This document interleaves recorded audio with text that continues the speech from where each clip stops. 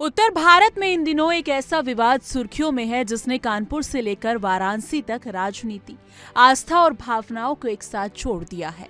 कानपुर में शुरू हुआ आई लव मोहम्मद अभियान अब पूरे देश में चर्चा का विषय बन चुका है। इसे लेकर विरोध और समर्थन दोनों तरफ से आवाजें उठ रही हैं, लेकिन सबसे खास मोड़ तब आया जब वाराणसी के संतों ने इस पर प्रति उत्तर स्वरूप आई लव महादेव अभियान की शुरुआत की।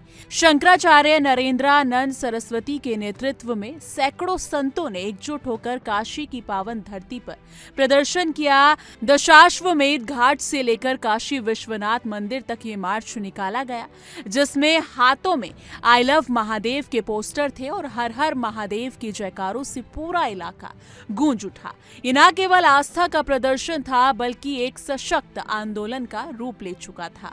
कानपुर में आई लव मोहम्मद अभियान ने जैसे ही सुर्खियां बटोरी, तुरंत ही इसका राजनीतिक और धार्मिक प्रभाव दिखने लगा। सोशल मीडिया पर यह मुद्दा वायरल हुआ और लोगों की भावनाएं इस पर गहराने लगी। उत्तर प्रदेश के कई हिस्सों में इस पर चर्चा और विरोध शुरू हो गया। इसी बीच वाराणसी के संतों ने इस पर प्रत्युत्तर देने के लिए आई लव महादेव अभियान की शुरुआत की। शंकराचार्य नरेंद्रानंद सरस्वती ने इस आंदोलन का नेतृत्व किया और कहा कि ये केवल एक विरोध नहीं है, बल्कि एक आस्था की रक्षा का सवाल है। उन्होंने जनता से अपील की कि महादेव भक्तों को सेना के रूप में संगठित किया जाए ताकि जरूरत पड़ने पर आंदोलन को बल दिया जा सके। उनके इस आह्वान ने इस अभियान को और भी व्यापक बना दिया। वाराणसी का आई लव महादेव आंदोलन केवल एक धार्मिक कार्यक्रम नहीं रहा, बल्कि इसमें राजनीतिक रंग भी साफ दिखाई दिया। शंकराचार्य ने स्पष्ट कहा कि आई लव मोहम्मद अभियान सरकार को अस्थिर करने की साजिश है और इसे रोकने के लिए महादेव सेना को संगठित किया जा रहा है।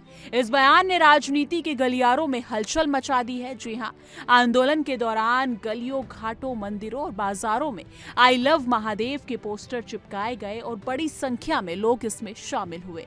संतों का कहना था कि यह आंदोलन शांति और भाईचारे का संदेश देता है, लेकिन यदि जरूरत पड़ी तो इसकी शक्ति का प्रदर्शन किया जाएगा। इस पूरे आंदोलन ने एक स्पष्ट संदेश दिया कि धार्मिक आस्था केवल व्यक्तिगत मामला नहीं है, बल्कि सामाजिक और राजनीतिक चेतना का हिस्सा भी बन चुकी है।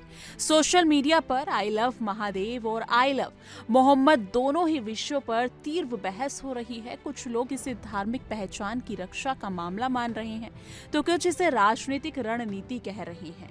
सोशल मीडिया प्लेटफॉर्म्स पर पोस्ट, वीडियो और मीम्स तेजी से वायरल हो रहे हैं और इसने देश भर में भावनाओं को भड़काया है।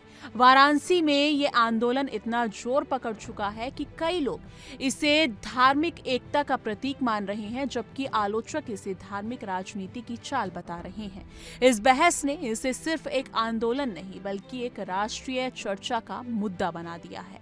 दोस्तों, कानपुर से शुरू हुआ ये विवाद अब पूरे उत्तर भारत में गूंज रहा है और वाराणसी का आई लव महादेव आंदोलन इसे और भी बड़ा बना रहा है। ये सवाल उठ रहा है कि क्या ये केवल आस्था का प्रदर्शन है या राजनीति का एक नया अध्याय।